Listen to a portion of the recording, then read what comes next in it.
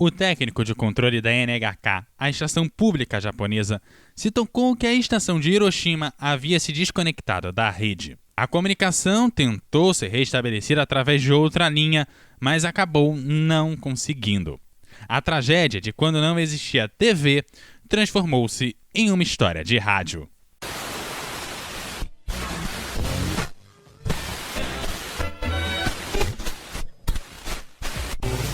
História de rádio.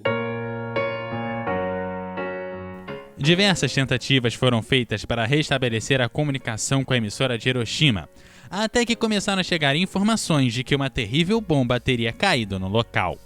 Um desastre terrível e algo nunca visto antes.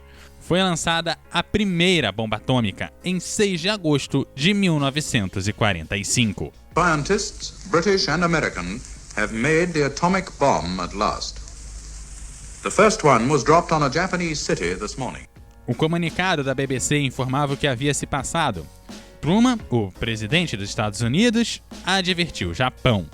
Ou aceita-se uma rendição incondicional, ou uma chuva de ruínas cairá do céu. If they do not now accept our terms, they may expect a rain of ruin from the air, the like of which has never been seen on this. Em maio, a guerra havia terminado na Europa, mas no Pacífico ainda existiam combates.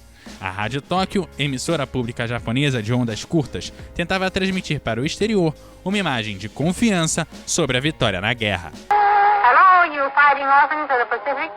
House chick. This is after her weekend, Annie, back on the air strictly under you. Porém, as coisas dentro do Japão não iam bem.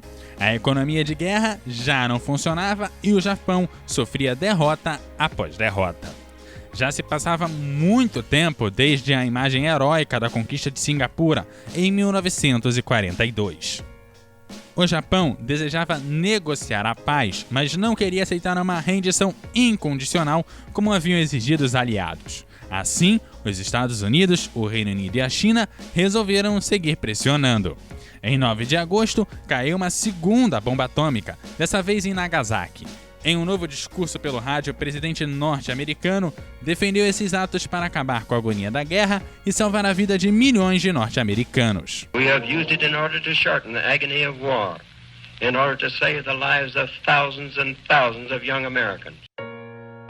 Estima-se que pelos primeiros efeitos das explosões morreram 70 mil pessoas em Hiroshima e mais 40 mil em Nagasaki. Truman voltou a falar sobre a alternativa. Ou aceita-se uma rendição incondicional, ou a completa destruição do poder econômico e militar japonês ocorreria. Se algo ainda faltava, a União Soviética declarou guerra ao Japão em 8 de agosto e começou a invadir a Manchúria. Depois de muita discussão, o imperador japonês compreendeu que só tinha uma saída: a rendição incondicional. Foi na noite de 14 de agosto que gravou a aceitação da derrota.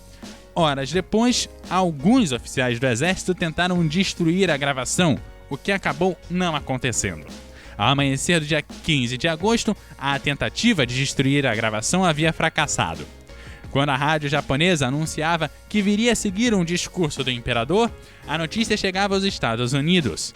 Na MBS, foram dados os primeiros detalhes com gritos no fundo do estúdio.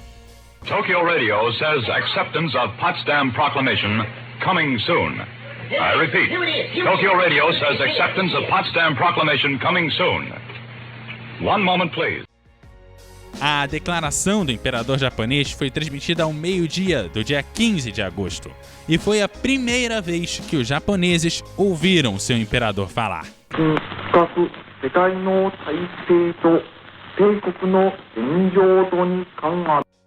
O imperador dizia que, apesar de todos os esforços, a guerra não foi favorável ao Japão. O inimigo começou a utilizar uma bomba nova e muito cruel, com capacidade incalculável de provocar dano, e que, se continuassem lutando, não só haveria o colapso da população japonesa, como o colapso de toda a população humana.